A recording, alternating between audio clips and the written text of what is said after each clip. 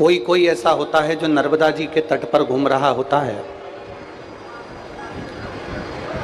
कोई कोई ऐसा होता है जो नर्मदा जी के जल में गोता लगा रहा होता है, और कोई कोई ऐसा होता है जो नर्मदा जी के मध्य में पहुंचकर वहां से कंकर रूपी शंकर को लेकर बाहर निकलता है और शिवपिंडी की पूजन पूरा भारत करता है। अब आप में और हमें ये विचार करना है कि हमें ओमकारेश्वर से लेकर क्या जाना। पहले तो 12 ज्योतिर्लिंग का स्मरण कर लो। कहीं काशी विश्वनाथ है, कहीं सोमनाथ है, कहीं मल्लिकार्जुन है, कहीं भीमाशंकर है, कहीं केदारनाथ है, कहीं महाकाल है, कहीं बैजनाथ है, कहीं नागेश्वर, कहीं त्र्यंबकेश्वर। आप जितने ज्योतिर्लिंगों का स्मरण करेंगे सबके नाम अलग अलग हैं। केवल एक नाम पर अगर आप संबोधित होते हैं तो वो ओमकारेश्वर का नाम। ओम जो शब्द है, ओम जो अक्षर है, उसमें सारा वेद समाया। ओम में सारा वेद है, सारी पुराणे हैं, सारा शास्त्र है, सारा ज्ञान है, जल है, अग्नि है, तरंग है, वायु है, पृथ्वी है, आकाश है, जल है, सब कुछ ओम में है। 33 कोटि देवता सब ओम के अंतर्गत समाये हुए।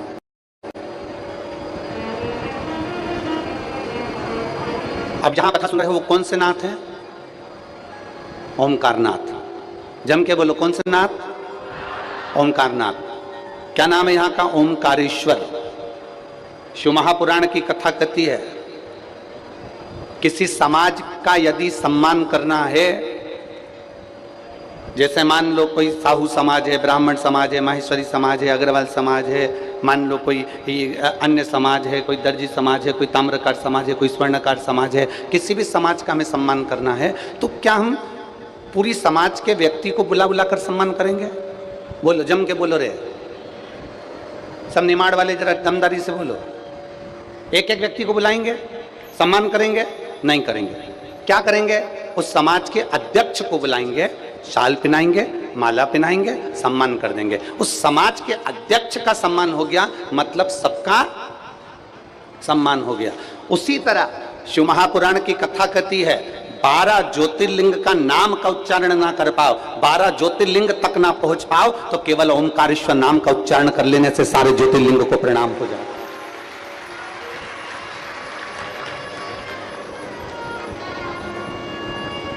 ओम के अंदर पृथ्वी भी है, अग्नि भी है, आकाश भी है, तलातल, रसातल, वायु, सब कुछ है।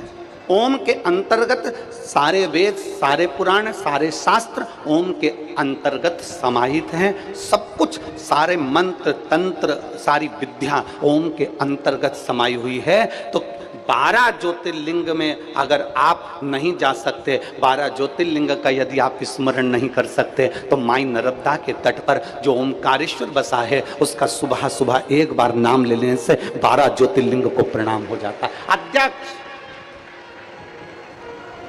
ब्राह्मण समाज का अध्यक्ष ये है, तो महेश्वरी समाज का अध्यक्ष ये है, तो अग्रवाल समाज का अध्यक्ष ये है, तो अन्य समाज का अध्यक्ष ये है, तो पटेल समाज का अध्यक्ष ये है, तो बनी समाज का अध्यक्ष ये है,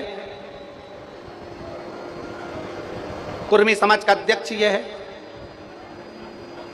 सारे समाज के अध्यक्ष को ढूंढोगे, उनको तुम साल श्रीफल उड़ाओगे तो पूरी समाज का सम्मान हो जाता है। उसी तरह 12 ज्योतिर्लिंग में से एक ज्योतिर्लिंग ओमकारेश्वर का मात्र स्मरण करो तो 12 ज्योतिर्लिंग का पुण्य फल हमारे खाते में आ जाता है। अब जरा किस्मत देखिए तुम्हारी कितनी प्रबल किस्मत है। जिस ओमकारेश्वर का मात्र नाम लेने से 12 ज्योतिर्लिंग के अध्यक्ष के भाव से उनको प्रणाम होने पर पूरे 12 ज्योतिर्लिंग को नमन हो जाता है, तो तुम कितने किस्मत वाले हो रहे। जरा विचार तो करो कि 12 ज्योतिर्लिंग में से एक ज्योतिर्लिंग ओमकारेश्वर में बैठकर कथा सुन रहा है, बैठकर कथा सुन रहा है। ये भाग्य आपका। और शंभु शरणे पर मांगू घड़ी रे, दुख काटो दया करीने दर्शन। शिव कथा कहती है जब त्रिपुंडधारी, त्रिनेत्रधारी, त्रिशूलधारी जब हमारे हृदय में प्रवेश करता है ना, जब त्रिपुंडधारी हमारे हृदय में जब प्रवेश करता है ना, तो सबसे पहले हमारी तृष्णा को समाप्त कर देता है। हमारे भीतर की जो तृष्णा है उसको समाप्त कर देता है। कोई तुमसे पूछेंगे, आप लोग यहाँ से जब कथा सुनकर जाओगे, और हमारा तो यही निवेदन है कि पानी का समय है, प्रयास यही करना कि रोज आना जाना कर लेना, अगर पास के हो तो प्रयास यही है। आप जब रोज कथा सुनकर अपने घर पर जाओगे तो कथा में सुनने वाले लोग आपसे पूछेंगे, इतनी तेज गर्मी पड़ रही है, गाड़ियाँ भी बहुत दूर रुक रही हैं, पैदल पैदल चलकर तू कथा में कैसे जाएगी, रोज रोज कथा में कैसे पहुँचेगी। तुम्हें ये नहीं कहना है कि मेरे में हिम्मत है तो मैं चली जाऊंगी, मेरे में बल है तो मैं पहुंच जाऊंगी, मैं वहां तक चली, ना ना ना। तुम्हें एक ही बात कहना है कि गाड़ी वाला मेरी गाड़ी जहां रोक देगा, उसके बाद मुझे भरोसा है कि मेरा भोलेनाथ नंदी भेज देगा। यह विश्वास होना चाहिए।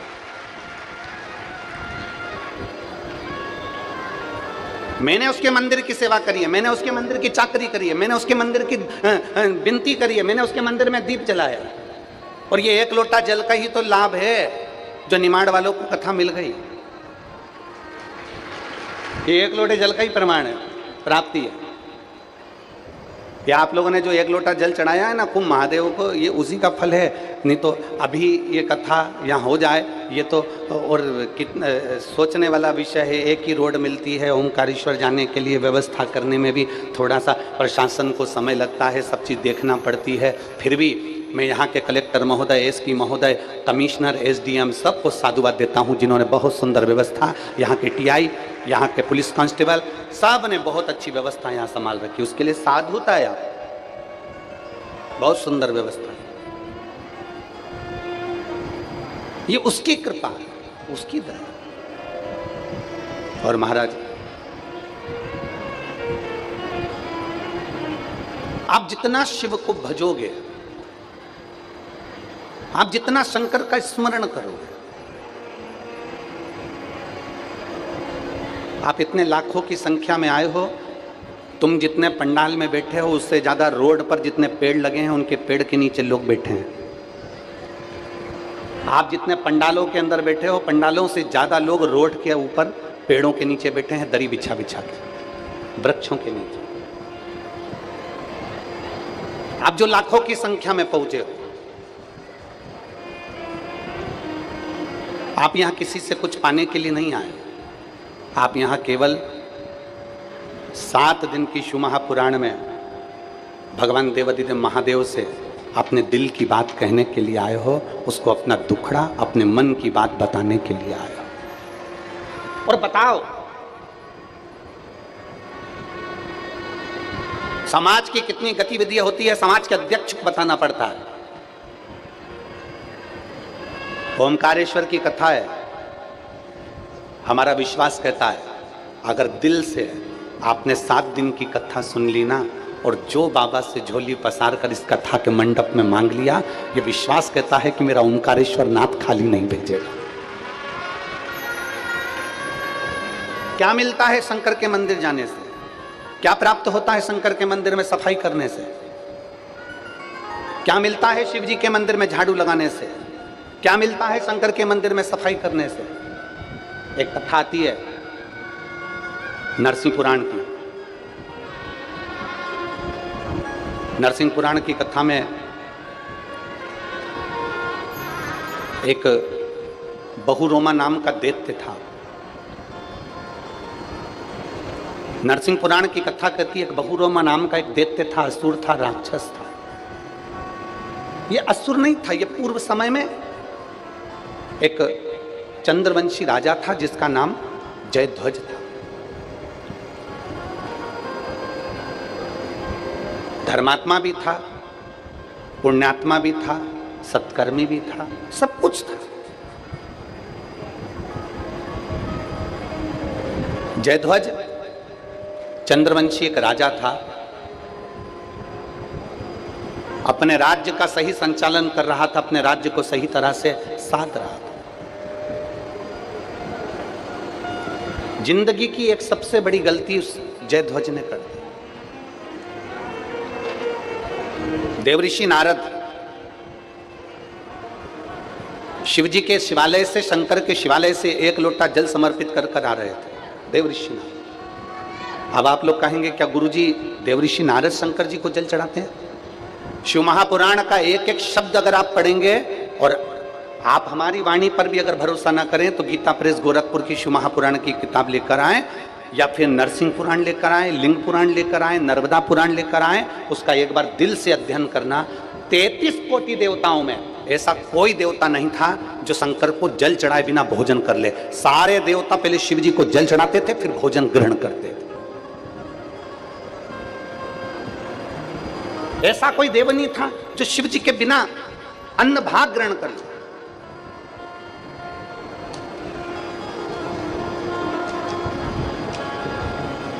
आप में से कितने लोग हैं जो शंकर जी के मंदिर में एक लोटा जल चढ़ाते? जरा हाथ उठाओ तो जरा। बहुत सारे। उधर लो, वापिस धर लो, धर लो। बोल बम का नारा है, इतना धीमा बोलोगे तो कल्याण तुम्हारा है। अच्छे से बोलो, बोल बम का नारा है। हाँ, ऐसे बोला करो। अब पहले हम शुरू में तो सबसे बुलवाते थे, दोनों हाथ उठाकर बोलो हर हर। पहले हम ऐसा बुलवाते थे और हम कहते भी थे दीनबंधु दयालु दया कीजिए, जो दोनों हाथ उठाकर हर हर महादेव नहीं बोले उसको उठा लीजिए। पहले हम ऐसा बोलते थे, तो लोगों ने हमको जैसे पत्र लिखकर भेजते हैं ऐसे पत्र लिखकर भेज दिया, गुरुजी हम आपकी कथा हेडफोन लगाकर गाड़ी पर चलते चलते सुनते हैं, और जब आप जैसे बोलते हो कि दीनबंधु दयालु दया कीजिए, जो हर हर महादेव नहीं बोले उसको उठा लीजिए, तो हमें गाड़ी खड़ी करना पड़ती है और दोनों हाथ से हर हर महादेव बोलना पड़ता है। जब हम चिल्लाकर हर हर महादेव बोलते हैं तो आसपास के गाड़ी वाले हमारी फोटो खींचते हैं, हमारा वीडियो बनाते हैं कि इसको क्या हो गया, कोई हवा मवा लग गई क्या इसको, पागल वागल हो गया। अब वो हेडफोन तो लगा है और उसमें हम हर हर महादेव बोलें तो लोग उसका हमको देख के हंसते हैं। तो आपसे निवेदन है कि आप ये बोलना बंद कर दो। तब से हमने बंद कर दिया कि दीनबंधु दयालु दया कीजिए, जो हर हर महादेव नहीं बोले उसको उठा लीजिए। तब से हमने बंद कर दिया। हम तो एक ही चीज बोलते हैं अब, बोल बम का नारा है, सारी समस्या का हल, एक लोटा जल। रोज प्रतिदिन मंदिर जाओ।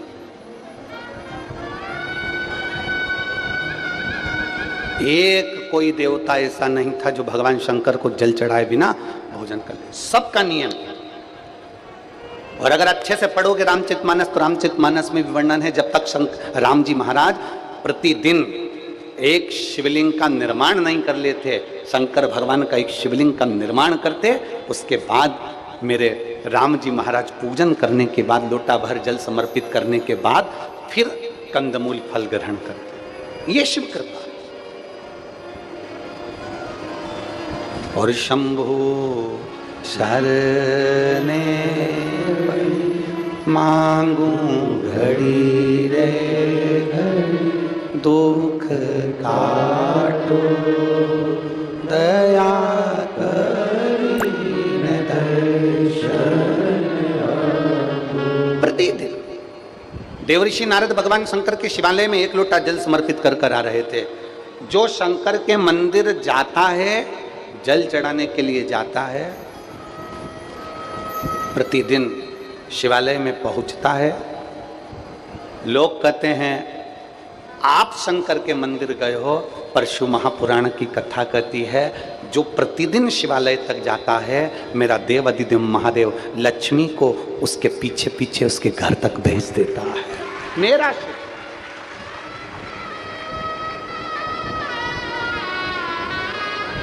शायद इसीलिए एक पत्र है, देखिए,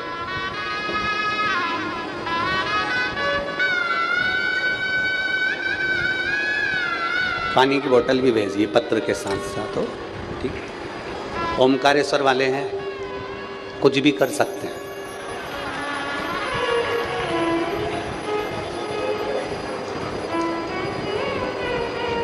वो कहते हैं ना, जो डीपी के पास में होता है ना, उसको लाइट का टेंशन नहीं होता है। तो यहाँ तो ओमकारेश्वर बाबा बैठे हैं पावर लेकर, तो इनको कोई चिंता मिंता नहीं है। इन्होंने बोतल इसलिए भेजी, नर्मदा जी भर के ले जाना महाराज।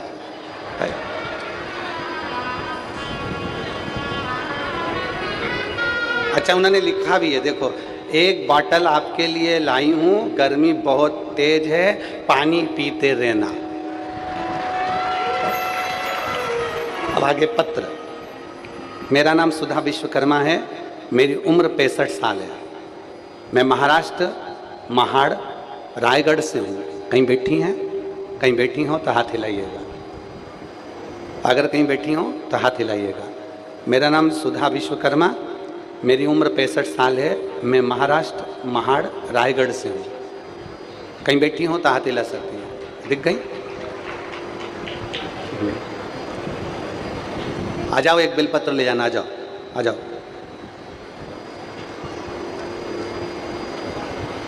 मैं 4 साल से आपकी कथा सुन रही हूँ। मैं बाबा की कृपा से सब अच्छा चल रहा था। मेरी बहू के एक गांठ हो गई थी। डॉक्टर से जांच कराने पे पता चला कि कैंसर की गांठ है। उसको कैंसर हो गया और कैंसर हुआ। उसका 2 साल का बच्चा है। हम बहुत घबरा गए थे। डॉक्टर ने ऑपरेशन के लिए कहा और ऑपरेशन के लिए कहा तो हमने उसे ऑपरेशन का बोल भी दिया। ऑपरेशन हुआ परंतु उसको आराम नहीं लगा। जब आराम नहीं लगा तो उसी दौरान हमने आपकी कथा को सुना और पशुपति व्रत किया। आंवले के वृक्ष वाला उपाय 9:15 वाला उपाय करना प्रारंभ करा। जब उसको ऑपरेशन के बाद भी आराम नहीं लग पाया, फिर हमने शंकर की शरण ली और शिव भगवान से प्रार्थना कर 9:15 वाला उपाय और आंवले वाला उपाय करना प्रारंभ करा। और बाबा की ऐसी कृपा हुई कि आज मेरी बहू पूर्ण तरह से ठीक हो गई। मैं बाबा को प्रणाम करने के लिए यहाँ एक शिव तत्व, एक शंकर ओघड़ी,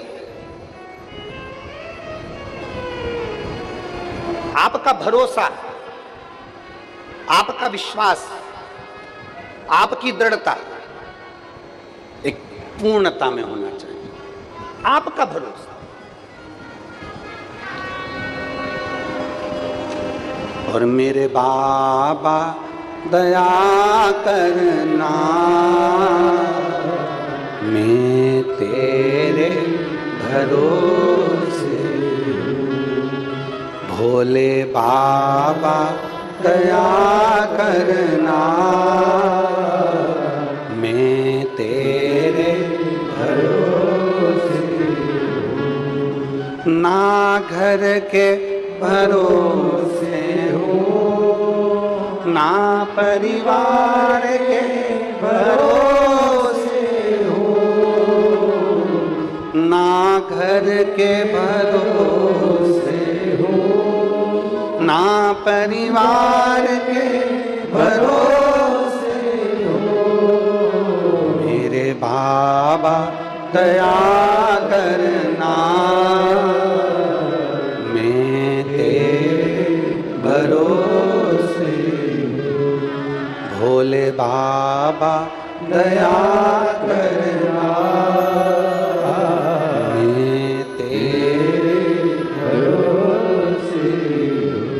आप जब एक लोटा जल समर्पित करते हो, आप जब विश्वास रखकर शिव के पास में जाते हो तो उसका फल क्या है? नरसिंह पुराण कह रही है, नरसिंह पुराण का चरित्र कह रहा है। देवऋषि नारद भगवान शंकर को एक लोटा जल चढ़ाकर वापिस आ रहे थे और चंद्रवंशी राजा जयध्वज बैठे हुए थे। देवऋषि नारद जब जल चढ़ाकर आ रहे थे, उन्होंने बाहर निकलकर दोनों हाथ ऊपर उठाकर बोला, हर हर।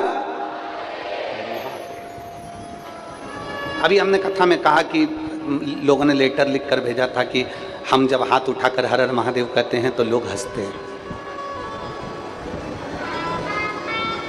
आग लगे बस्ती में, क्या किसको रोई है, चादर तान के सोई। के कहने वाला कहता है।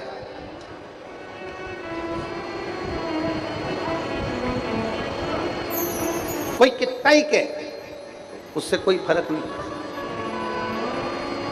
जो शंकर के मंदिर में सेवा करता है, जो शंकर के मंदिर में चाकरी करता है, जो शंकर के मंदिर का निर्माण करता है, जो शंकर के मंदिर का उत्थान करता है, जो शंकर के मंदिर का पूजन अर्चना सेवा सब कुछ दिल से करता है, दिल से।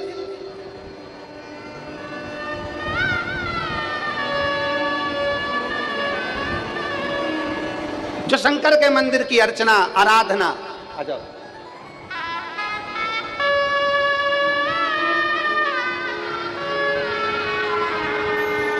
अब ठीक है भाई जी,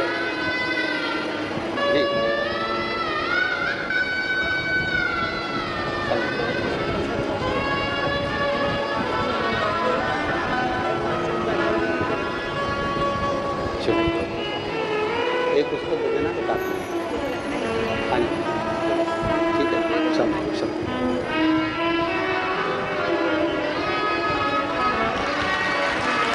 शिव तत्व है जो शिव के मंदिर का उत्थान करता है, शंकर के मंदिर का निर्माण करता है, शिव मंदिर की सफाई करता है, जो शंकर के मंदिर की चाकरी करता है, जो शंकर के मंदिर को आनंदित करता है, वो दुनिया में कभी नीचे नहीं आ सकता। वो सिंहासन पर चढ़ता चले जाता है और आगे बढ़ता चले जाता है, उसको कोई नहीं उतार सकता।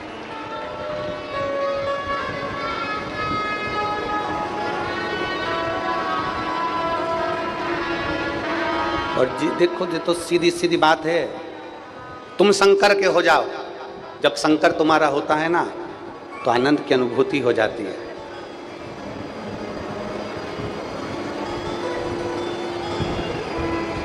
जिसने काशी के लिए सोचा, जिसने उज्जैन महाकाल के लिए विचार करा, जिसने ओमकारेश्वर के लिए विचार करा, जिसने केदारेश्वर के लिए विचार करा, जिसने शंकर के मंदिरों को सफाई करवाई, उसका निर्माण करवाया, उसका उत्थान करवाया, वो आज तीसरी बार कुर्सी पर बैठ गया।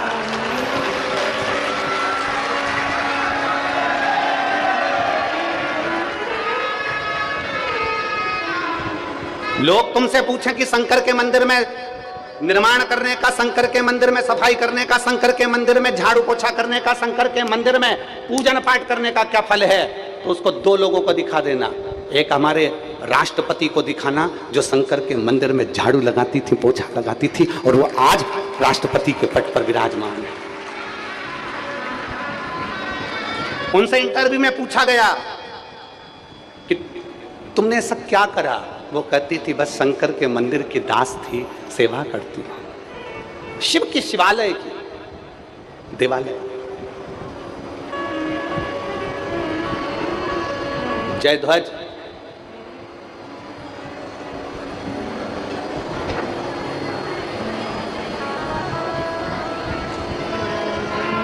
जैसे देवर्षि नारद निकले तो हंस दिए, ठहाका लगाकर हंसे। कोई धार्मिक आयोजन होना, कोई अच्छा आयोजन होना, और पूरे भारत के लोगों से कहना चाहूंगा, सीखना हो तो एक बार ओमकारेश्वर की इस पवित्र भूमि पर आकर देखना। इस कार्यक्रम को करने के लिए पूरे ओमकारेश्वर से आसपास के पूरे गांव के लोग, खंडवा हो, आसपास का पूरा गांव, जितने गांव लगे हुए हैं, चाहे जितने गांव हैं, सारे गांव के लोगों ने आगे बढ़ बढ़कर सेवा करी है इस कार्यक्रम को सफल बनाने के लिए। एक एक बच्चे ने। दान किसको कहते हैं, धर्म किसको कहते हैं, पुण्य किसको कहते हैं, सत्कर्म किसको कहते हैं?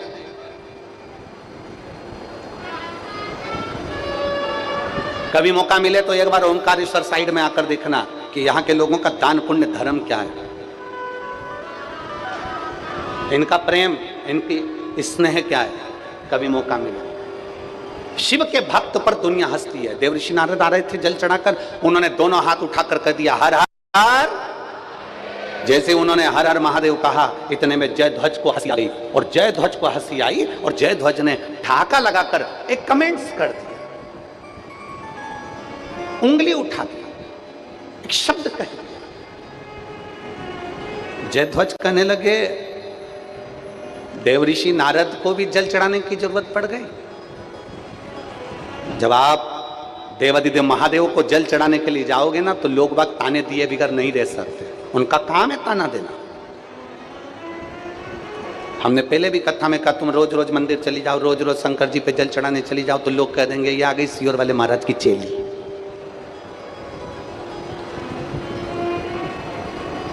ये आ गई सावित्री बाई, ये आ गई अनसुईया। लोग कहे बिगड़ नहीं रहेंगे, पर कहने दो उसको कहने दो। हमने पहले अभी कथा हुई थी जब समर्पण शिव महापुराण में कहा था कि आपकी प्रशंसा आपकी डिग्री से मिलती है। बहुत अच्छी पढ़ाई करी, डिग्री अच्छी है आपकी, आपको प्रशंसा मिलेगी। शिव महापुराण की कथा में कहा था, समर्पण कथा में, कि आपकी प्रशंसा आपकी डिग्री से मिलती है। आपकी प्रशंसा आपकी डिग्री से प्राप्त होती है, आपके कर्म से प्राप्त होती है, पर आपकी निंदा डिग्री से नहीं मिलती। आपकी निंदा आपकी उन्नति से मिलती है। आप जितने उन्नति पर बढ़ेंगे आपकी निंदा चालू होगी। आप जितने आगे बढ़ेंगे उतनी आपकी निंदा चालू हो जाएगी। उतना लोग आपको शब्द कहना प्रारंभ कर देंगे, उतना लोग आपको ताना देना प्रारंभ कर देंगे, उतना लोग आपको कोसना प्रारंभ कर देंगे। और जब दुनिया के लोग आपको ताना दें, दुनिया के लोग आपको शब्द कहें, दुनिया के लोग आपको गाली दें, तो समझ लेना कि आपने एक सीढ़ी उन्नति की चढ़ ली है। इसलिए आज दुनिया के लोग आपको ताना देने के लिए आतुर हो गए। देव ऋषि नारद को अपशब्द कहा, और जयध्वज ने जैसे ही ठाका लगाकर हंसे, जैसे ही हंसते हैं जयध्वज, और कहे दुनिया कहने वाली कुछ भी कहती। एक पत्र है, देखिए,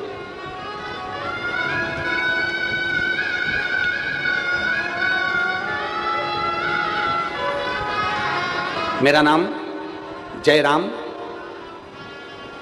जयराम है। मैं सीकर राजस्थान निवासी हूं। कहीं बैठे हैं जयराम जी? मेरा नाम जयराम, मैं सीकर राजस्थान का निवासी हूं। मेरा मोबाइल नंबर ये है। एलईडी पर, आस्था चैनल पर आप पत्र को पढ़ सकते हैं। कहीं बैठे हो तो हाथ हिलाएंगे। हाँ, दिख गए हो। श्री शिवाय नमस्तुभ्यं। एक बार वापिस हाथ हिलाओ जी, दिख गए।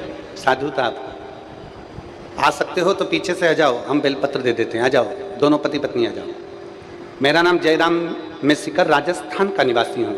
मेरा मोबाइल नंबर ये है। एलईडी पर आप अपना पत्र को पढ़ सकते हो, जिस पत्र को हम पढ़ रहे हैं। पंडाल में बैठकर कथा सुनने का मैं क्या वर्णन करूं गुरुदेव। मेरी बेटी रिंकू मिश्रा, जो 3 साल से बैंक का कंपटीशन एग्जाम दे रही थी, आधा नंबर, 1 नंबर, पाव नंबर रह जाता और उसका कंपटीशन एग्जाम में नहीं होता। मेरी पत्नी ने घर पर आसन लगाकर टीवी के सामने बैठकर कथा को सुना। सीहोर में जो कथा हो रही थी उसको टीवी पर कथा सुना। कथा सुनने के बाद हम लोग सीहोर पहुंचे और बाबा को प्रणाम किया, जल चढ़ाया। बेटी को भी हम लोग लेकर पहुंच गए। हमने हमारी बेटी से कहा कि ये कुबरेश्वर धाम है, यहाँ 1 लोटा जल चढ़ाओ और बाबा से विनती करो। 15 तारीख को वहाँ कथा पूरी सुनी। 17 तारीख को हम घर पहुँचे और देव अधिदेव महादेव का मैं क्या वर्णन करूँ। मेरी बेटी हमेशा कहती थी ऐसी टीवी पर कथा सुनने से कुछ नहीं होता। क्या टीवी पर कथा सुनने से क्या बाबा दे देता है? मम्मी 4 साल से कंपटीशन एग्जाम दे रही हूँ और मेरी सरकारी नौकरी नहीं लग रही, मुझे नहीं लगता कि कभी लगेगी। हम लोग बेटी को लेकर सीहोर पहुंचे, कुबरेश्वर धाम पर प्रणाम किया, बाबा को जल चढ़ाया। 15 तारीख को कथा सुनी, 17 तारीख को हम वापिस अपने घर पहुंच गए और 19 तारीख को मेरी बेटी ने 2 साल पहले एक एग्जाम दिया था, उस एग्जाम का रिजल्ट आ गया और मेरी बेटी आज SBI बैंक में बैंक मैनेजर के पोस्ट पर विराजमान है। मेरी बेटी SBI बैंक में बैंक मैनेजर की पोस्ट पर विराजमान है। मैं बाबा को यहाँ पर प्रणाम करने और नमन करने के लिए, उनका धन्यवाद देने के लिए हम लोग ओमकारनाथ की पवित्र भूमि पर आए। और तेरी कृपा बिना ना हिले एक भी ले, श्वास तेरी कृपा से। उस पत्र में वो माँ लिख रही है, उस पत्र में एक भाई लिख रहा है, दुनिया के लोग ताना दे, दुनिया के लोग हंसें, दुनिया के लोग अपशब्द कहें, आपने अगर देवाधिदेव महादेव को 1 लोटा जल चढ़ाया है, दुनिया कितनी भी हंस ले, हंसने दो, कितनी भी हंसे, हंसने दो। तुमने अगर विश्वास रखकर एक लोटा जल चढ़ाया है तो ये मान कर चलना, मेरा भोलेनाथ तुम्हारे कदम से कदम मिलाकर तुम्हारे साथ चल रहा, कदम से कदम मिला।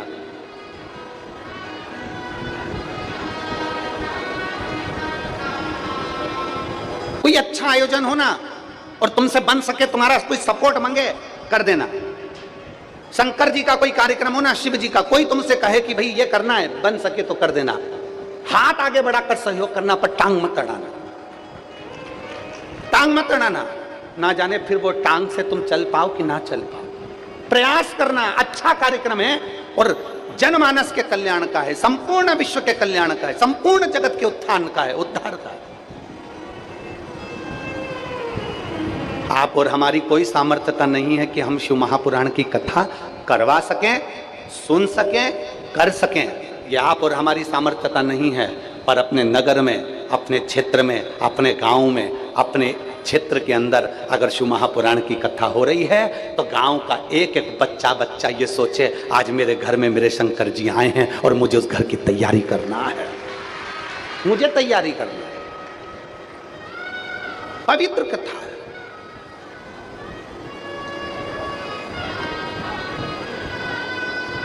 हंस दिए राजा जयध्वज, हंसे, जल चढ़ाने वाले पर हंस रहा है, जल चढ़ाने वाले हंसते हैं लोग। क्या है शिव पुराण में? पैदल चले आ रहे हैं, बैग पर बैग रखा हुआ है, 3-3 किलोमीटर तक पैदल चल रहा है, लोग हंसते हैं। क्या है?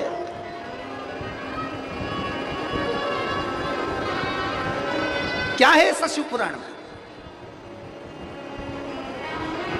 ना किसी के यहाँ पर जाकर निमंत्रण दिया जाता है, ना किसी के यहाँ पीले चावल दिए जाते हैं, ना किसी के यहाँ जाकर कहा जाता है कि आप आना।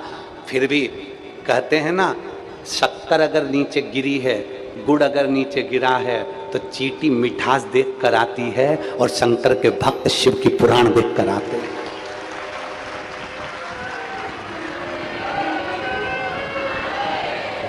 शिव के भक्त शिव के लिए आते। और क्या लेंगे, क्या पाएंगे, कितना लेकर जाएंगे? अभी तक तो केवल तुम शिव पुराण में आते थे और शंकर की कथा सुनकर जाते थे, पर यहाँ तो मेरी माई भी बैठी है और यहाँ मेरा बाप भी बैठा है, पिता। यहाँ तो मेरा पिता भी बैठा है।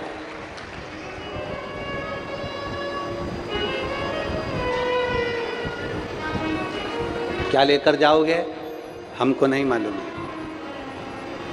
एक पत्र देखिए,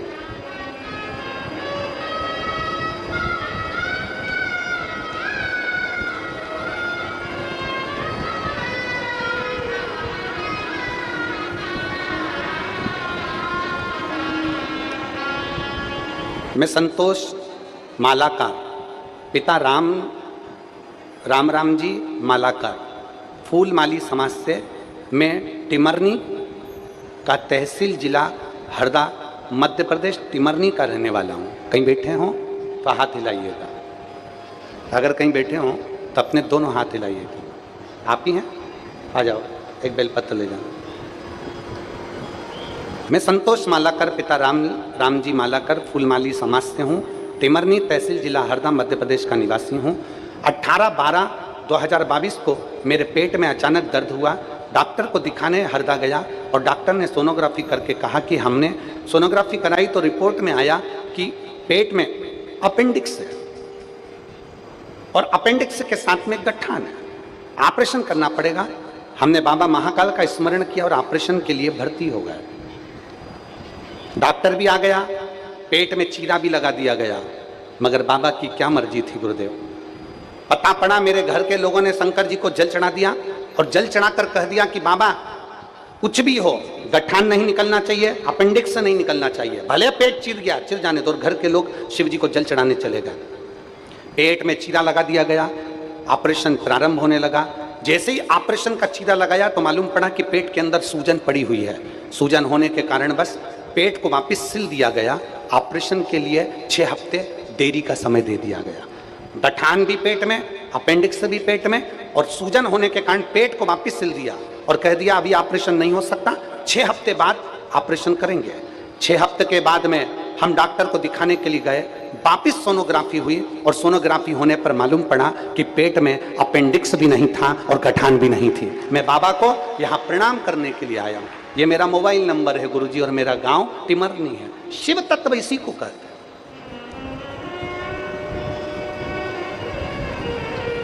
इसी को शंकर की शरण कहते हैं कि हमारा विश्वास कितना है शंकर, हमारा भरोसा कितना है शिव। और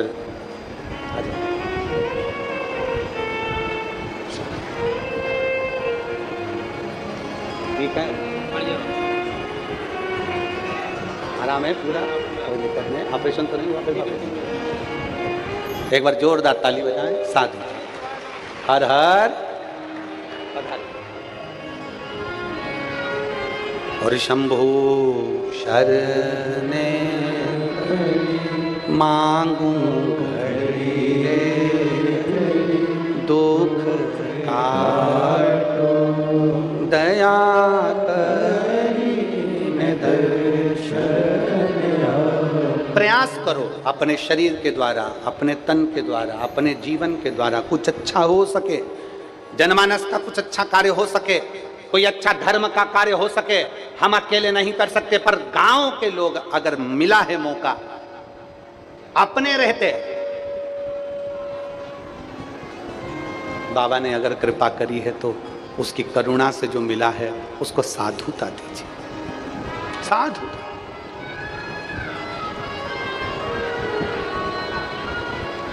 हंस दिए। जयध्वज को हंसी आ गई, और जयध्वज को हंसी आई तो देवऋषि नारद के हाथ में शंकर जी को चढ़ाने वाला लोटे का जल था। हाथ में जल लेकर कहा, रे जयध्वज तू मेरे ऊपर हंस रहा है, मैं तुझे श्राप देता हूं, राक्षस की योनि पड़ेगी तेरी। श्राप देते ही वो बहुरोमा नाम का असुर बन गया, राक्षस बन गया, असुर। शिव महापुराण की विद्धेश्वर संहिता में लिखा है, कोई शंकर को जल चढ़ाने जाए, कोई शंकर का जल चढ़ाकर आए, आप अपनी दुकान पर बैठे हो और जल चढ़ाने नहीं जा सकते, आप अपने व्यापार में लीन हो, जल चढ़ाने नहीं जा सकते, आप शंकर के मंदिर तक नहीं जा सकते। तो शिव महापुराण की विद्धेश्वर संहिता कहती है, अगर कोई शिव के मंदिर में जल चढ़ाने जाए, लौट कर आए जाए, अगर उसके मुख का भी अगर आप दर्शन कर लो तो जल चढ़ाने का पुण्य फल प्राप्त हो जाए। केवल मुख का दर्शन, केवल मुख का दर्शन।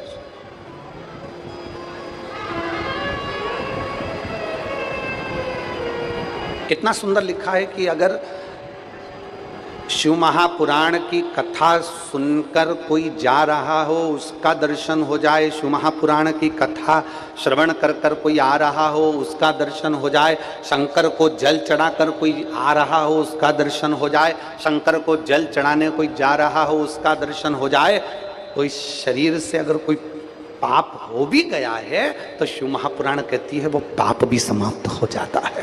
पाप समाप्त। आ जाओ, आ जाओ।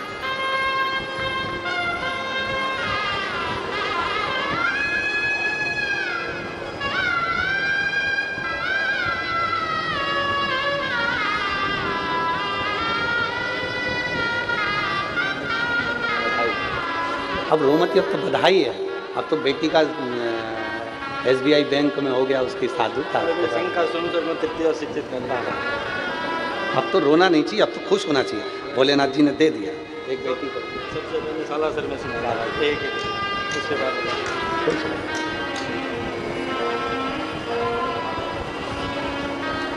रिश्ता तेरा मेरा सबसे प्यारा, रिश्ता तेरा मेरा सबसे प्यारा, तू मेरा बाबा मैं हूँ तेरा लाला, मैं हूँ तेरा लाला, तू मेरा बाबा मैं हूँ तेरा लाला, मैं हूँ तेरा लाला।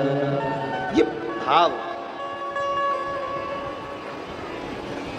एक शिव भक्त पर हंस दिए जयध्वज, असुर बन गए, बहुरोमा राक्षस बन गए, असुर बन गया। विचार करा मैं करूं क्या?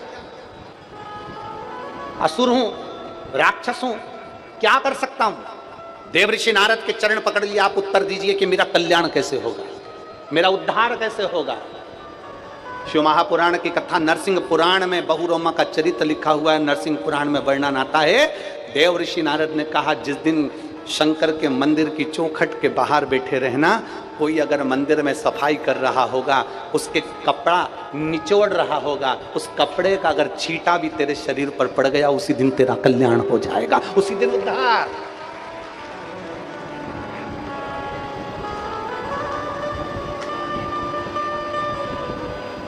अब जरा विचार करिएगा कि मंदिर में सफाई करने का, मंदिर को साफ करने का, मंदिर में झाड़ू लगाने का, मंदिर को सफाई करने के बाद कपड़ा मात्र नहीं छोड़ा, उसका पानी का छींटा भी उस असुर पर पड़ गया तो उसका कल्याण हो जाएगा। ये देवऋषि नारद कह रहे हैं। अभी अभी आपको कथा में कहा था, जिस दिन त्रिपुंडधारी आता है तो तृष्णा मिटा देता है। दिल में अगर हृदय में त्रिपुंडधारी बैठ गया तो तृष्णा मिटा देगा। हृदय में अगर त्रिपुंडधारी बैठ गया तो तुम्हारे भीतर की सारी तृष्णाएं, सारे दुख समाप्त कर देगा। कोई लेट बनता है, कोई जल्दी बनता है। महादेव को जल चढ़ाने वाला एक दिन सेठ जरूर बनता है, निश्चित है।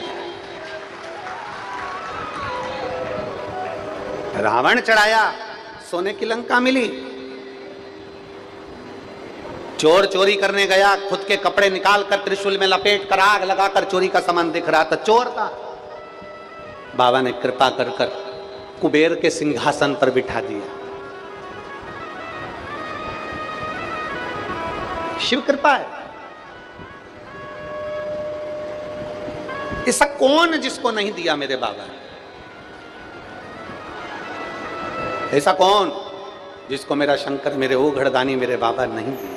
ऐसा कौन? सबको।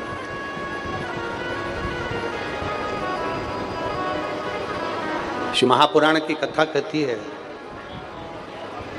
बहुरोमा दैत्य। नरसिंह पुराण की कथा कहती है, बहुरोमा दैत्य शंकर के शिवालय के बाहर, मंदिर के बाहर बैठ गए।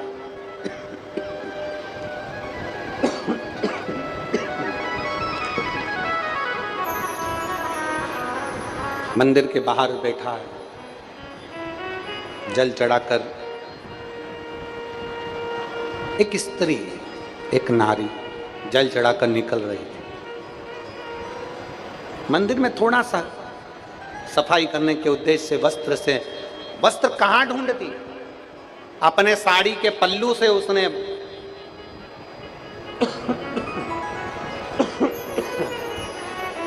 अपने साड़ी के पल्लू से उसने आंगन को साफ किया, और साड़ी के पल्लू से आंगन को साफ कर कर बाहर निकलती निकलती उसको थोड़ा सा निचोड़, पानी की बूंद जो झड़ी, उसका छींटा बहुरोमा दैत्य को पड़ गया। जैसे ही बहुरोमा दैत्य को छींटा पड़ा, बहुरोमा दैत्य फिर वापिस उस शरीर से छूट गया और भगवान शंकर के धाम में पहुंच गया, शिव के धाम।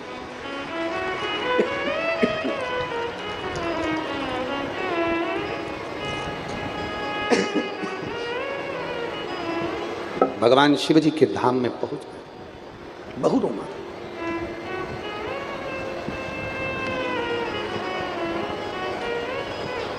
एक विश्वास,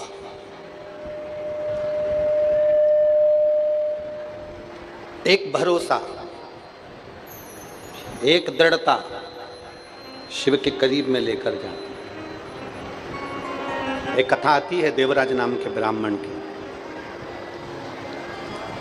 बहुत सावधानी से सुनिए। इस दिल को, मन को भगवान में लगाकर सुनिए। बहुत दूर दूर से पैदल चल कर आए हो, बहुत 150 रुपये खर्च कर कर भी आए हो, डीजल में, पेट्रोल में, गाड़ी में। यहाँ से खाली नहीं लौटना है अपने को। जितनी बड़ी झोली है ना, उसको पूरा भर कर लौटना है बाबा के पास से। शिव महापुराण की कथा में आए हो ना तो दिल से बाबा से प्रार्थना कर कर। देवराज नाम का ब्राह्मण है, ब्राह्मण कुल में जन्म भी मिल गया, ब्राह्मण के घर में आ भी गया, पर सत्कर्म से वंचित है। अच्छी कुर्सी मिल जाए ना, अच्छा पद मिल जाए ना, अच्छी प्रतिष्ठा मिल जाए,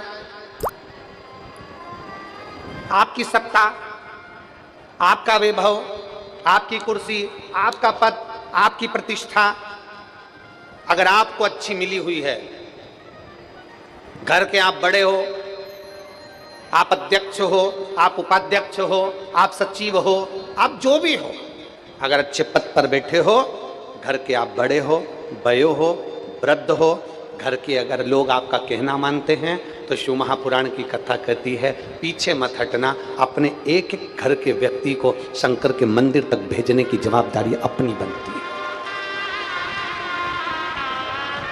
शिव महापुराण की कथा कहती है, भगवान शंकर की कथा कहती है, अपने घर के बच्चों को प्रॉपर्टी दोगे, अपने घर के बच्चों को जायदाद दोगे, अपने घर के बच्चों को सोना चांदी जेवरात दोगे। शिव महापुराण की कथा कहती है अपने घर के बच्चों को ये सब देना मना नहीं है, पर घर के बच्चों को थोड़ा थोड़ा संस्कार भी देते रहना, शंकर के मंदिर तक, देवालय तक, शिवालय तक, मां नर्मदा की गोद तक भेजते रहना, जिससे बच्चों में संस्कार बना रहेगा तो तुम्हारी दी हुई प्रॉपर्टी, तुम्हारा दिया हुआ वैभव, तुम्हारा दिया हुआ धन, तुम्हारा दी हुई संपदा वो संभाल सके।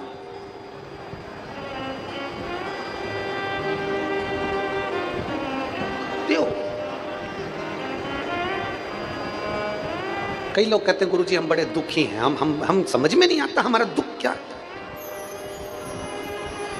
गुरुजी हम बड़े तकलीफ में, समझ में नहीं आता। एक भरोसा पक्का तो करो। एक पत्र है देखिए,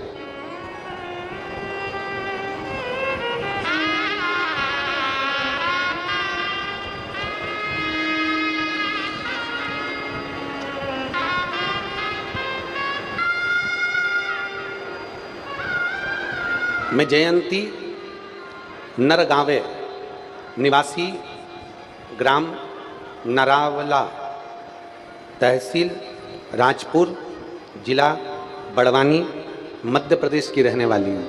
कहीं बैठी हो तो हाथ हिलाइएगा, अगर कहीं बैठी हो तो हाथ हिलाइएगा। मैं जयंती नरगावे निवासी ग्राम नरावला तहसील राजपुर जिला बड़वानी मध्य प्रदेश की निवासी हूँ। कहीं बैठी हैं आप ही हैं? श्री शिवाय नमस्तुभ्यं। एक बार वापिस हाथ हिला दो, आ जाओ, एक बेलपत्र ले जाना, आ जाओ। मैं महादेव की कथा का क्या गुणगान करूं गुरुदेव, मेरे पास शब्द नहीं। मेरी सरकारी नौकरी नहीं थी, लगातार कई सालों से मैंने सरकारी नौकरी के लिए अप्लाई करा, पर मेरी सरकारी नौकरी नहीं लगी। मैं खुद मजदूरी करती थी, पढ़ाई करती थी।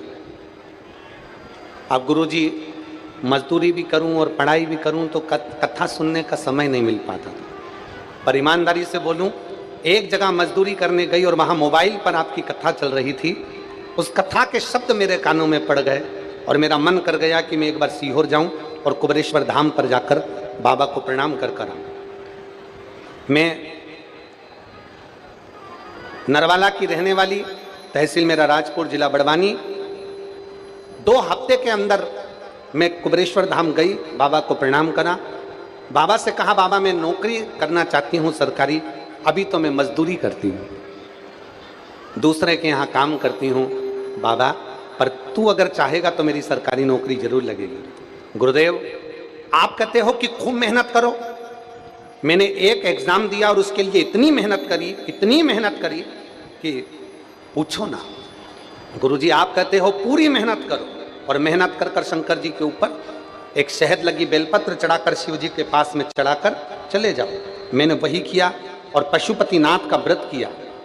मेरे बाबा को मैं धन्यवाद देती हूँ, आज मैं सरकारी स्कूल में टीचर के पद पर बाबा की कृपा से विराजमान हूँ। मैं बाबा को धन्यवाद देती हूँ, आज मैं सरकारी शिक्षक के पद पर मेरी नियुक्ति हुई है। मैं शिव जी को प्रणाम करता हूँ। शिव तत्व इसी को कहते हैं।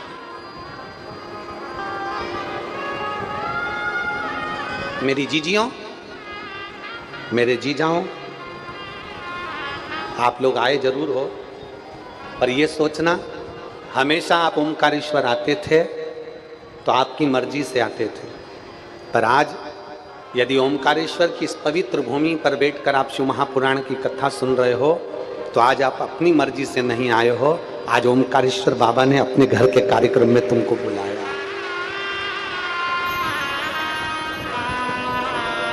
कथा करवाने वाला कौन?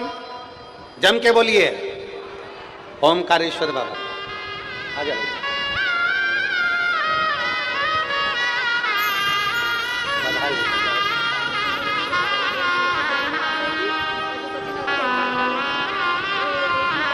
क्या हो गया? ठीक है।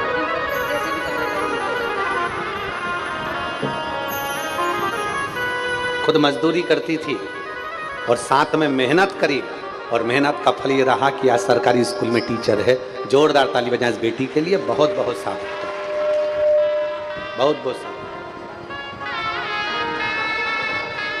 हमेशा ओमकारेश्वर यदि आप आए हैं, आपकी मर्जी से आए। आज बाबा के घर में कार्यक्रम है, तुम्हारे पड़ोसी के घर में कार्यक्रम होता है ना, हर कोई नहीं जाता है, जिसको बुलाया जाता है वही जाता है। तो ओमकारेश्वर की कथा में वही आता है जिसको मेरे ओमकारनाथ ने अपना समझकर बुलाया हो, जिसको बुलाया। बोल बम का नारा है सारी समस्या का हल। भगवान शिव ने जिसको पुकारा, भगवान शंकर ने जिसको बुलाया, वो यहां पहुंच गया, भगवान शंकर के धाम पर आ गया। देवराज ब्राह्मण है, देवराज ब्राह्मण के घर में जन्म लिया, पर ब्राह्मण कर्म नहीं कर पाए। ब्राह्मण कर्म से वंचित है। कभी कभी भगवान को धन्यवाद देना कि तूने ये मानव का शरीर दिया। लोग कहते हैं मैं बड़ी दुखी हूं, लोग कहते हैं मैं बड़े तकलीफ में हूं, परंतु भगवान को धन्यवाद देते रहना कि तूने ये शरीर दिया। एक मिठाई और एक दवाई सब लोग खाते हैं। बोलो जम के, बोलो मेरे जीजाओं, खाते हो कि नहीं खाते हो? खाते हो ना जीजियों? तुम मिठाई और दवाई ये दोनों चीज सब खाते हैं, पर दोनों में एक अंतर है। मिठाई अपने मन से खाते हैं, दवाई डॉक्टर के मन से खाते हैं। बोलो सही है कि गलत है? हाँ, तुम में से कोई ऐसा हो जिसकी मर्जी हो, उसको बड़ा शौक हो दवाई खाने का, तो वो निपटा जाता है। फिर कई कई माताओं की आदत रहती है रात को सोने से पहले जब तक वो पूरे मुंडे पे बाम नहीं लपेट ले तब तक उसको नींद ही नहीं आए।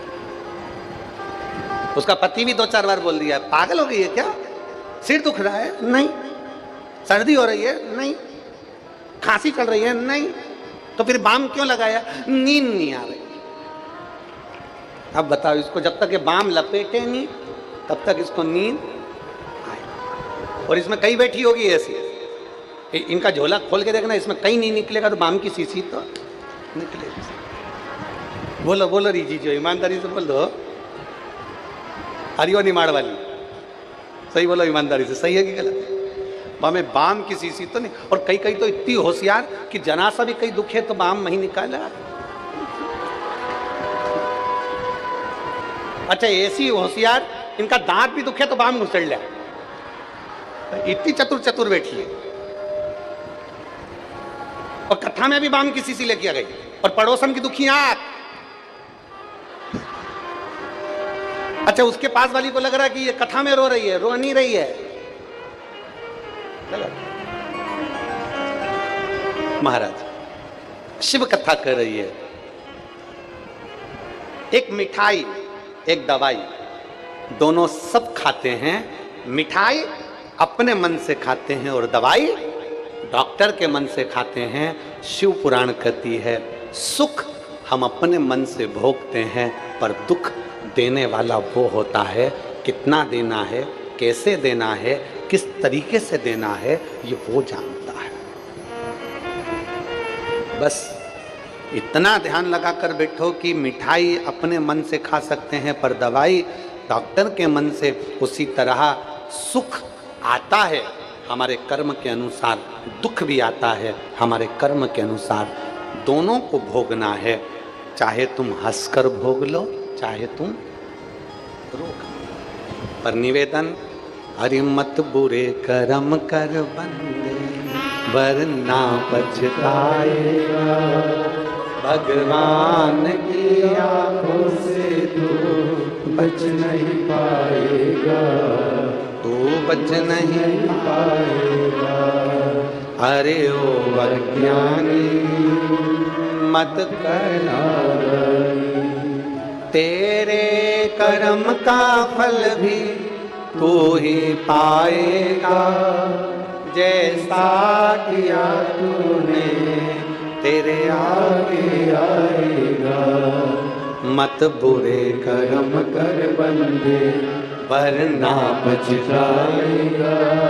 भगवान की आंखों से तू बच नहीं पाएगा, तू बच नहीं पाएगा। अपने कर्म का भोग हमको भोगना है। अच्छा करोगे तो भी मिलेगा और बुरा करोगे तो।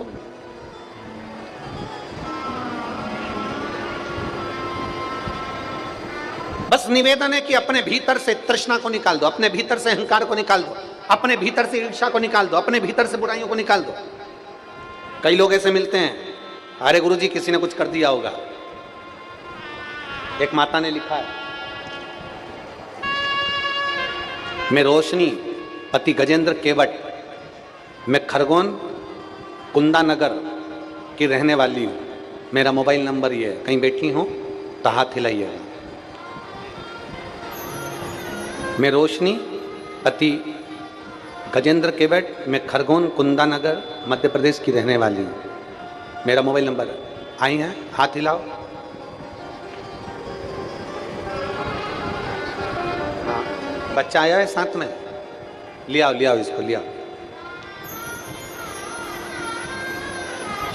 गुरुजी, शादी के बाद लोग इंतजार करते हैं 2-5 साल तक कि बच्चा हो जाएगा, 2 साल 3 साल 4 साल 5 साल 6 साल में हो जाएगा। हमारे कई वर्ष निकल गए, 8 वर्ष तक हमने इंतजार, 9 वर्ष तक इंतजार करा। कोई ने कह दिया कि तुम्हारी गोदी बंदी है, कोई ने कह दिया तुम्हारे यहाँ बच्चा नहीं हो सकता, डॉक्टरों ने कह दिया कि तुम्हारे यहाँ संतान का सुख नहीं है। जगह जगह जाकर गोदी भरवाई, सब कुछ करा, कोई बंधन कर देता था। पर गुरुजी 12 वर्ष निकल गए ये सब करते करते, पर संतान का सुख नहीं हुआ। आपकी कथा में आपने कहा कि दुनिया में कोई ऐसा नहीं, किसी की सामर्थ्यता नहीं कि कोई बंधन कर दे, किसी की सामर्थ्यता नहीं कि कोई किसी की बुरा कर दे। आप कहते हो ना कि कोई किसी का बुरा नहीं कर सकता, और ये पक्का है गुरुजी। कथा पर भरोसा करा, विश्वास करा, और मोबाइल पर 7 दिन की कथा पति पत्नी हम दोनों ने आसन लगाकर मोबाइल को सामने रखकर सुनी और पशुपतिनाथ का व्रत करना प्रारंभ करा। 12 वर्ष तक औलाद नहीं हुई गुरुजी। बाबा की कृपा से 3 महीने के अंदर गर्भ ठहर गया और 24/8/2022 को मेरे यहाँ पर संतान की प्राप्ति 12 साल के बाद, 12 वर्ष के बाद संतान की प्राप्ति हुई।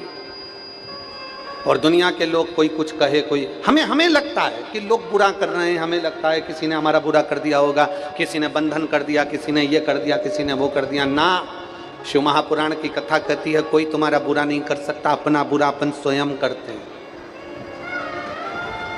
अपने कर्म का भोग अपने को स्वयं भोगना है, अपना अच्छा करना है अपने को और अपना बुरा करना है अपने को, यह आपके ऊपर निर्भर करता है। पूरे नर्मदा तटवासियों को, खंडवा, खरगोन, बूंदी, हरसूद और आसपास में बड़वाह वगैरह सारे लोगों को यह मौका मिला है कि अपने नगर के पास में इतने सारे शंकर के भक्त, शिव जी, अभी तक हमने फिर कहा, अभी तक आते थे अपनी मर्जी से, आज अगर इतने सारे शिव भक्त आए हैं तो ये शंकर के मेहमान है। शंकर के मेहमान मतलब अपने मेहमान।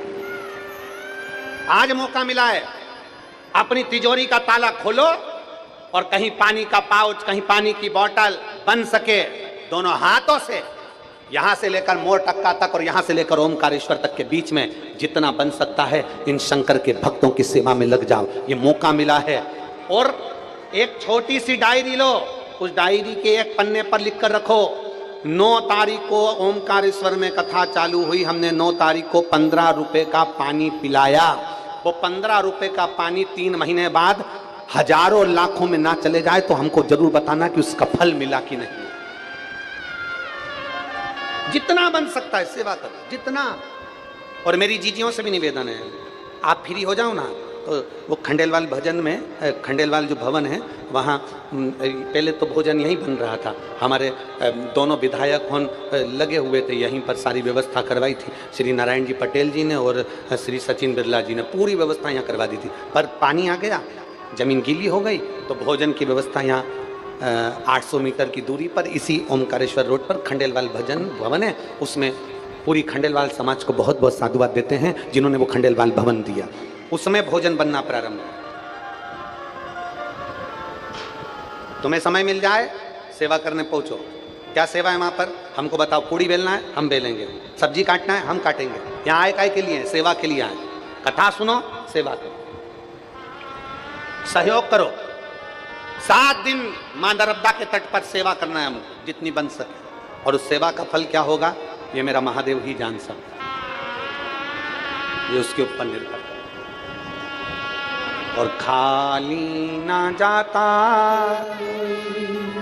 दर से तुम्हारे, खाली ना जाता कोई। सब बोलिए, दर से तुम्हारे मैं भी खड़ी हूँ, बाहें पसारे, अपने हृदय से लगा लो, लगा लो, गिरा जा रहा हो, उठा लो, भोले अपने दर से अब तो ना टालो, गिरी जा रही हो, उठा लो, उठा लो।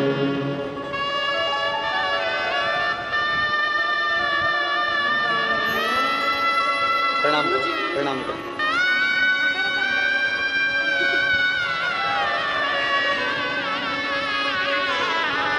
12 वर्ष के बाद 2022 में इस बच्चे का जन्म हुआ है। एक बार जोरदार ताली बजाएं। शिव कृपा।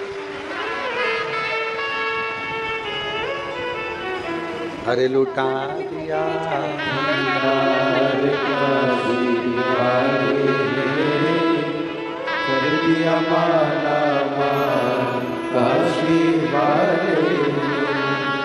ये शिव भक्ति से प्राप्त, उसकी उदारता से प्राप्त। महापुराण कह रही है, देवराज नाम का ब्राह्मण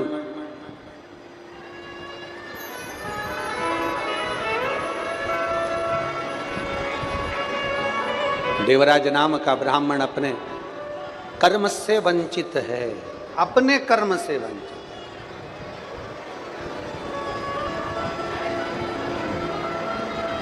और देवराज नाम का ब्राह्मण जब अपने कर्म से वंचित हो गया, अपने कर्म से वंचित, शिव महापुराण की कथा कहते हैं, देवादिदेव महादेव का चरित्र कहता है।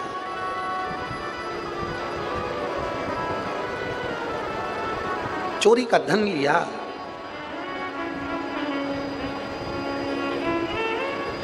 और चोरी का धन लेकर देवराज, उसको सुध नहीं पड़ी, उसका स्मरण नहीं बन पाया, और चोरी का धन लेकर देवराज एक मंदिर में, शिवालय में प्रवेश कर गए। अच्छा, उसको मालूम नहीं था शिव शिव है, बाबा बाबा है, ओघड़दानी ओघड़दानी है, शंभू शंभू है। उसका स्मरण नहीं कर पाया। और जिस दिन आप मेरे शंकर को, जिस दिन मेरे देवादिदेव महादेव को, जिस दिन मेरे बाबा को मेरे शिव को, मेरे ओघड़दानी को, मेरे बाबा को जिस दिन पहचान जाओगे उस दिन सारी भीतर का जो दुख है, भीतर की जो तकलीफें हैं, वो अपने आप नष्ट हो जाए अपने। देवराज नाम का ब्राह्मण शंकर के मंदिर में पहुंच गया। शिव महापुराण की कथा हो रही थी और कथा का स्मरण कर रहे थे।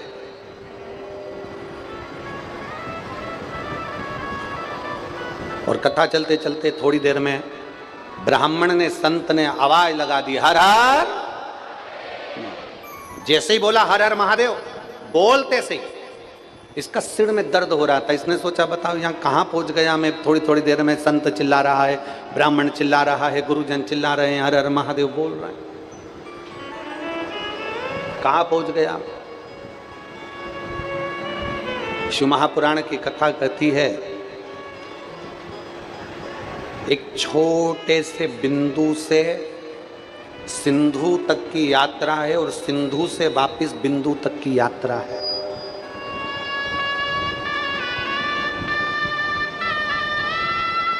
जिस समय पर सबसे पहला शिवलिंग प्रकट हुआ था, एक बिंदु से, घर्षण से, एक दिव्य ज्योति से, उसके प्रकाश से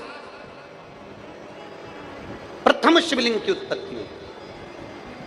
हमारे बीच में ब्रह्म कुमारी आश्रम की कई जीजियाँ आई हुई हैं, बहनें आई हुई हैं।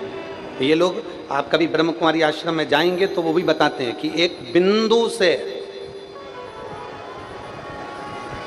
बिंदु रूपी शिव से सब कुछ प्रकट, फिर भगवान नारायण, फिर ब्रह्मा, फिर सृष्टि, फिर आगे आगे पूरा चराचर, फिर पूरा संसार, फिर उसी बिंदु में समा जाना।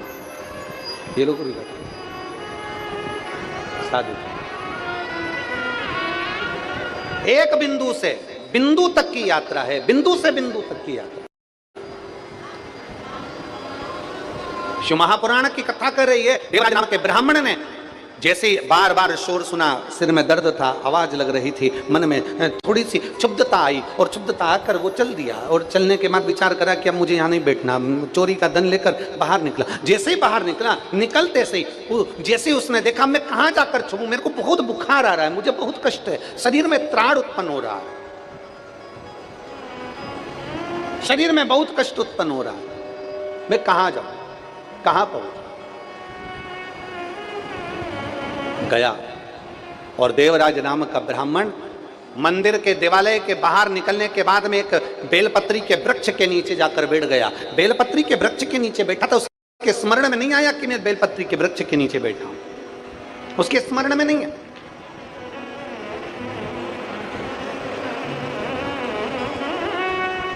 आप लोगों में से कितने शिव भक्त ऐसे हैं जिन्होंने अपनी जिंदगी में बेलपत्री के वृक्ष को लगाया हो? उठाओ जरा हाथ। लगाया है सबने? उसको बड़ा करा है? बड़ा हो गया वो? बोलो बोलो, जम के बोलो जरा। हाँ, रखो हाथ नीचे। अब की बार बारिश में, बरसात के दिनों में प्रयास करना कम से कम 51 बेलपत्री के वृक्ष, तुम्हारी मर्जी पड़े जहां लगाओ, पर उसका ध्यान भी तुम्हें रखना है और उसको बड़ा भी तुम्हें करना है और वृक्षारोपण भी तुम्हें करना। प्रयास करो। कितना सुंदर संवाद है, कितना सुंदर बात कही कि एक बेलपत्री के वृक्ष के नीचे से उसकी छांव में अगर कोई निकल कर चले जाता है तो 1000 अश्वमेध यज्ञ के बराबर उसको फल प्राप्त हो जाता है। मात्र निकल कर जाने, मात्र निकल कर जाने। और मान लो बेलपत्री का वृक्ष सूख गया, पूर्ण तरह से सूख गया, और आखिरी में सूखने के बाद जब वो बेलपत्री का वृक्ष सूख जाता है, वो किसी काम का नहीं रहता, तो लोग उसको कटवाने की सोचते हैं, तोड़ने की सोचते हैं। तो निवेदन है, जो बेलपत्री का वृक्ष जैसे तुलसी का पौधा सूख जाता है, तुलसी का पौधा सूख जाता है तो आप लोग क्या करते हो उसको? बोलो बोलो, जम के बोलो। उसको क्या करते हैं? तुलसी के पौधे, तुलसी के पौधे की लकड़ी को हम वृंदावन लेकर जाते हैं, गोवर्धन नाथ जी की परिक्रमा में लेकर जाते हैं, राधा कृष्ण कुंड पर लेकर जाते हैं और वहाँ पर कई भगवान के भक्त बैठे रहते हैं, वो तुम्हें माला बना कर दे देते हैं। मान लो अगर माला नहीं बनाना है तो फिर क्या करोगे? तो सूखी हुई तुलसी की जड़ है, लकड़ी है, तो हम क्या करते हैं, उसका कार्तिक महीने में घिस कर चंदन बनाते हैं और चंदन बनाकर मेरे ठाकुर जी को वो चंदन लगाते हैं, उसको हरी चंदन कहते हैं। उस चंदन का इतना महत्व होता है कि उस चंदन से मेरे भगवान शालिग्राम जी, मेरे ठाकुर जी बड़े प्रसन्न होते हैं। और मान लो तुमने बेलपत्री का वृक्ष है, तुम्हारे नगर में, तुम्हारे मोहल्ले में, तुम्हारे गांव में सूख गया, ना पत्ती आती ना फल आता, पूरा सूख गया, लकड़ी लकड़ी हो गई। अब उसको तुम निकलवा दो तो कई लोग कहते हैं हम उसको कटवाएं कि ना कटवाएं, उसको निकलवाएं कि ना निकलवाएं, सूख गया वो। प्रयास करना कि हम दूसरा बेलपत्री का वृक्ष लगाएं, और जो सूखा हुआ वृक्ष है जो कि ना पत्ती है ना कुछ है, बिल्कुल लक्कड़ हो गया, बिल्कुल लक्कड़, फिर उसमें से निकाल कर उसका भी चंदन बनाकर मेरे देव दिव्य महादेव का लेपन करना प्रारंभ करो। जो मन की कामना होती है वो पूर्ण होती ही है, पूर्ण होती है। वो शिव शिव है, शंकर शंकर, ओगढ़दानी ओगढ़दानी महाराज। देवराज ने विचार करा, मैं क्या करूं, कहां जाऊं, किस स्थान पर जाऊं। और देवराज पहुंचे तो बेलपत्री के वृक्ष के नीचे पहुंच गए। शिव महापुराण की कथा कहती है, एक बेलपत्री के वृक्ष के नीचे से कोई भूलवश भी निकल कर चला जाता है तो 1000 अश्वमेध यज्ञ का फल प्राप्त हो जाता है। भूलवश भी बेलपत्री के वृक्ष की छांव अगर किसी जीव पर पड़ जाती है, यहां तक कहा गया कि बेलपत्री के वृक्ष के नीचे से कोई मुर्दे की अर्थी भी निकल कर चली जाती है तो वो जीव तड़पता नहीं है, उसे पिंडदान की जरूरत नहीं पड़ती, वो शंकर के निवास पर कैलाश में वास करता है।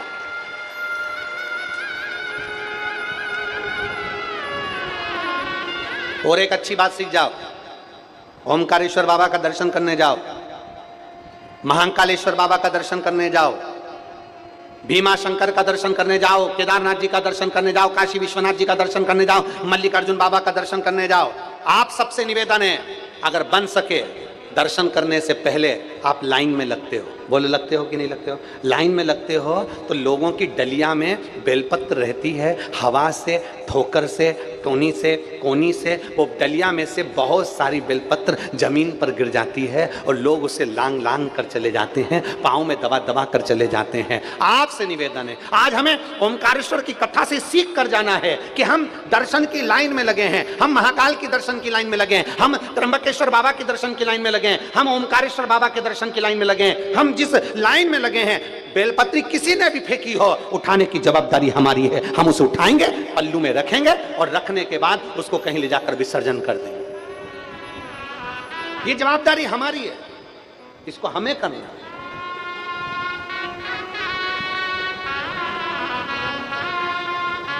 अब लोग क्या सोचते हैं, कई लोग तो बड़े वीआईपी होते हैं, पड़ी है तो पड़े रहने दो, सड़ रही है तो सड़ने दो, पाँव में आ रही है तो आने दो। ना ना ना, उठाओ उसको। आप प्रयास करना, एक पाँव में पड़ी हुई बेलपत्र को उठाने का प्रयास तुम करना। तुमने जैसे बेलपत्र उठाई है वैसा मेरा महादेव तुम्हें दुख की घड़ी में तुम्हारा साथ देने के लिए, उठाने के लिए तत्पर खड़ा मिलेगा। प्रयास करो।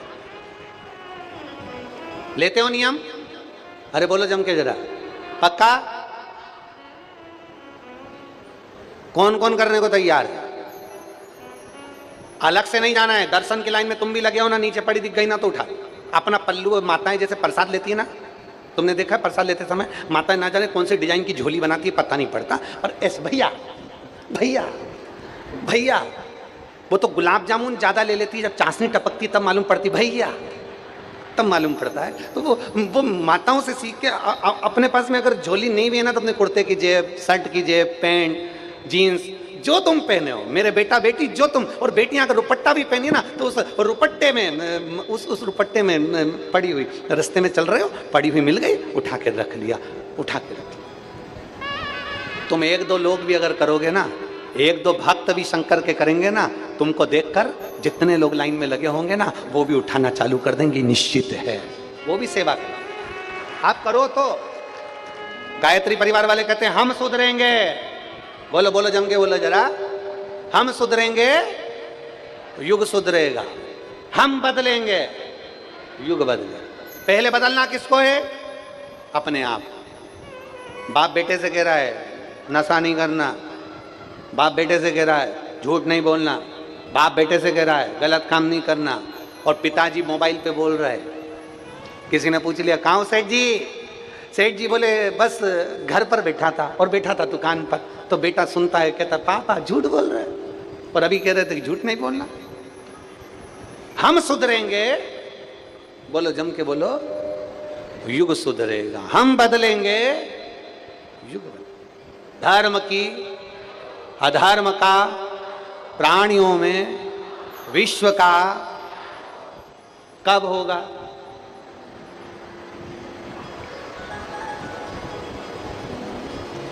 चिल्ला रहे हो विश्व का कल्याण, विश्व का, अरे अरे बोलते जाओ, विश्व का कल्याण। चिल्ला रहे हो विश्व का कल्याण। अभी पानी की बोतल देने वाला आ जाए तो सबसे पहले अपनी सोचते हो, विश्व की नहीं। फिर क्या सोचते हो? अपना कल्याण।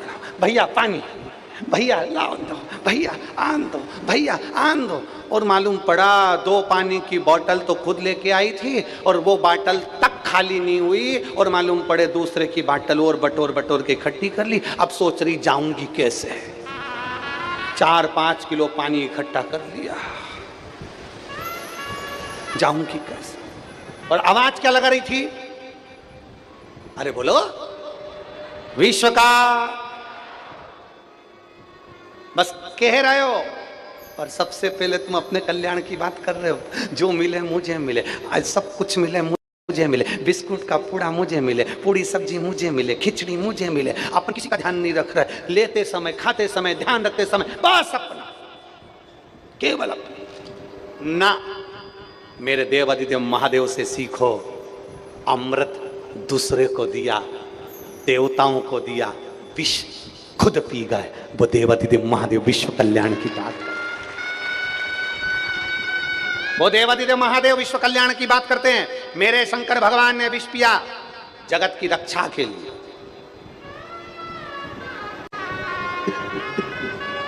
जगत की रक्षा। और शंभु शर